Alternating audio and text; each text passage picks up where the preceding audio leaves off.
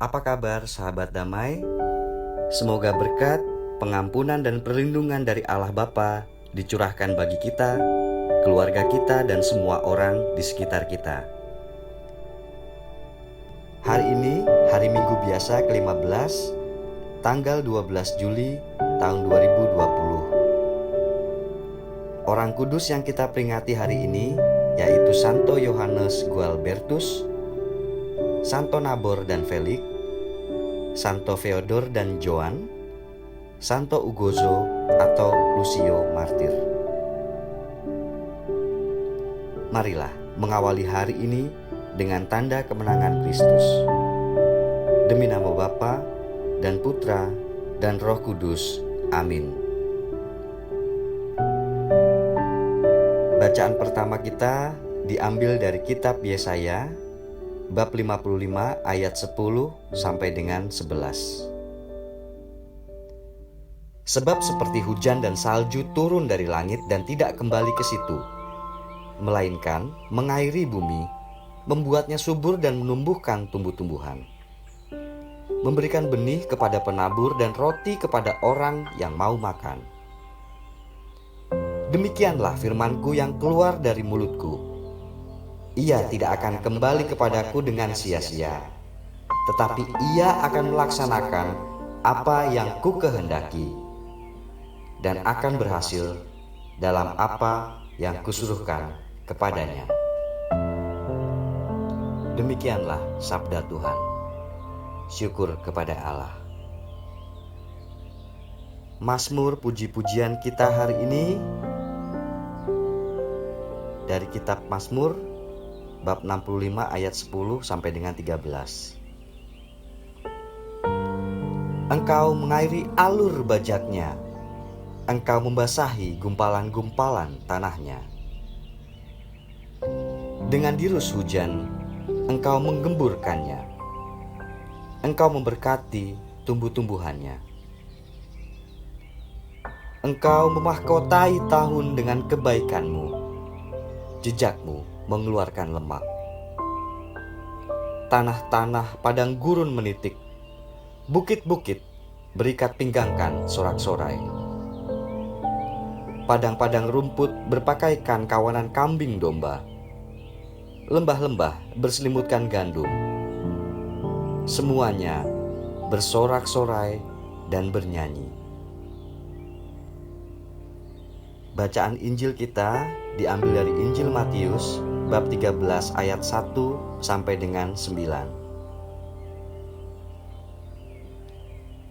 Pada hari itu keluarlah Yesus dari rumah itu dan duduk di tepi danau. Maka datanglah orang banyak berbondong-bondong lalu mengerumuni dia.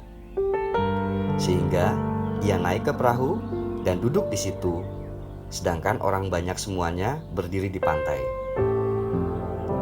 Dan ia mengucapkan banyak hal dalam perumpamaan kepada mereka, katanya, adalah seorang penabur keluar untuk menabur.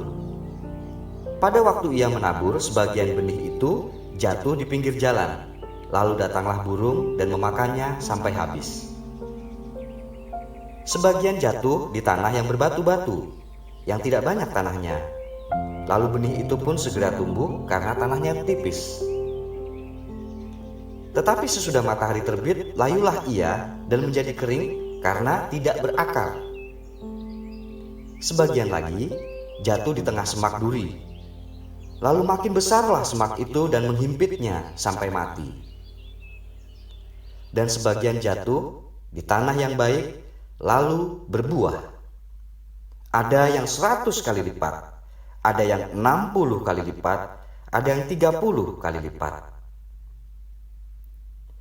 Siapa bertelinga, hendaklah ia mendengar. Demikianlah Injil Tuhan. Terpujilah Kristus. Renungan hari ini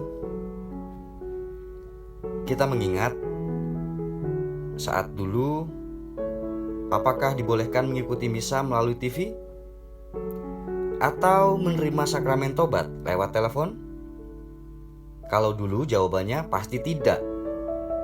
Sebab ibadat itu bukanlah tontonan, orang harus hadir di tempat misa itu dirayakan. Jangan lupa, Paus Fransiskus menolak menjadikan misa sebagai objek untuk dipotret.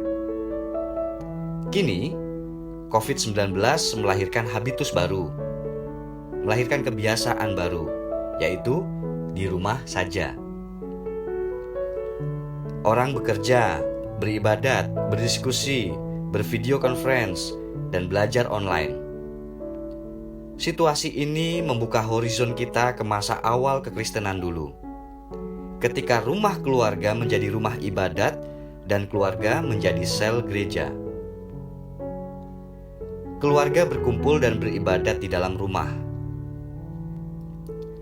Dalam keluarga, sabda Allah ditaburkan dan bertumbuh subur, menyebar dan menghasilkan buah melimpah sampai ke Indonesia. Lalu bagaimana keluarga menjadi tanah subur bagi benih sabda Tuhan? Hal itu tidak semata karena kecanggihan IT atau prestis tempat dan gengsi misa yang berhasil diakses online.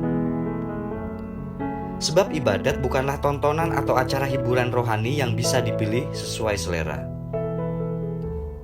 Ibadat adalah perjumpaan Allah dan umatnya. Saat Allah menyapa umatnya sebagai Bapa yang peduli, mencintai dan memelihara, bahkan menyelamatkan mereka. Ibadat adalah saat Allah menaburkan firman-Nya dalam hati umatnya. Pada bacaan pertama dan bacaan Injil, juga pada pujian Mazmur, kita mengutip banyak kata kesuburan. Apa itu kesuburan? Ibarat kesuburan tanah keluarga berasal dari kerinduan dan hasrat serta fokus perhatian dalam mendengarkan dan merenungkan sabda, serta kesediaan menyimpannya dalam ingatan budi dan kehendak hati, dan terlebih lagi dalam ketekunan melaksanakannya. Melalui sebuah kebajikan tersebut, sabda Allah menjadi roh yang menghidupkan setiap orang yang mendengarkannya dan menyatukan si pendengar dengan Kristus sebagai pelaksana sabda Bapa. Keluarga menjadi tanah subur bagi benih sabda Allah berkat kerinduan, ingatan, dan komitmen serta ketekunan. Keluarga yang demikian membuat setiap anggotanya menghayati ibadat sebagai saat persekutuan dengan sesama sebagai saudara dalam kesatuan umat Allah. Tubuh Kristus dan kenisah Roh Kudus, itulah yang dihayati oleh Monsinyur Franciscus Xaverius van Thuan selama 13 tahun melalui misa yang dirayakan seorang diri di antara tembok penjara. Umatnya tidak melihat, tidak mendengarnya melalui media apapun. Mereka tetap ingat dan yakin bahwa uskup mereka selalu merayakan misa, dan dalam keyakinan itu mereka bersatu dengan Dia.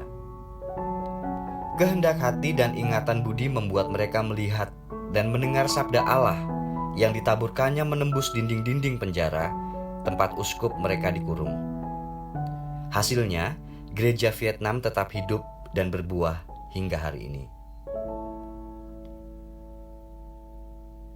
Renungan ini diambil dari Renungan Lentera Jiwa yang ditulis oleh Romo Julius Saletia. Marilah kita berdoa. Tuhan, buatlah mendengarkan dan melaksanakan firman-Mu menjadi kesukaan kami. Amin. Demi nama Bapa dan Putra dan Roh Kudus. Amin.